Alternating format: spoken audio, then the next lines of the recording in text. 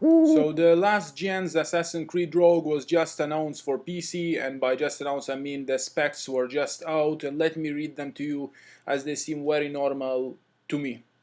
First of all, the Windows 7 or Windows 8 60-bit version only, which may turn some people off, but mostly the people are started using 64-bit for some time now. It's the new norm.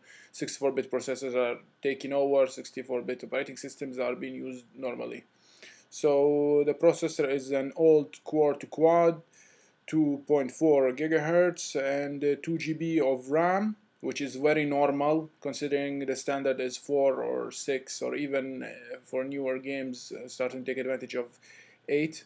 And lastly, the video card is GeForce GTS 450, which is also old graphics card. So by the looks of it, the minimum, it's not clear yet whether those are the minimum specs or the recommended specs, but the specs are out, and considering them the minimum, it's very playable on most PCs made in the last 10 years. Those are very low specs. I just hope that the game is optimized and run well.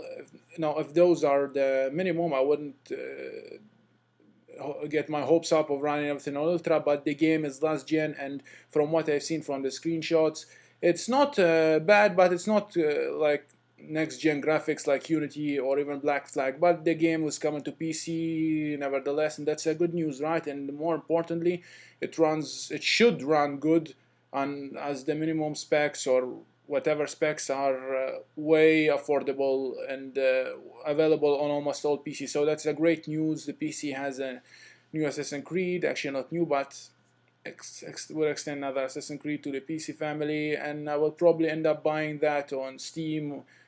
But should it not require Uplay? Like I don't have anything against Uplay, as I haven't used it yet, but I just don't like many DRAM conflicting together. I use Steam, GOG, and Origin, but mostly Steam. And should the price is right, I'll get it on Steam sale probably or something like that. Now, just a friendly reminder: the game was available and still is, of course, on Xbox 360 and PS3 as the last Assassin's Creed, and now it's available on the PC, considering the game should have been available on PC long ago. But great news, and those specs are very low, so let's see how the game plays out when it comes out later.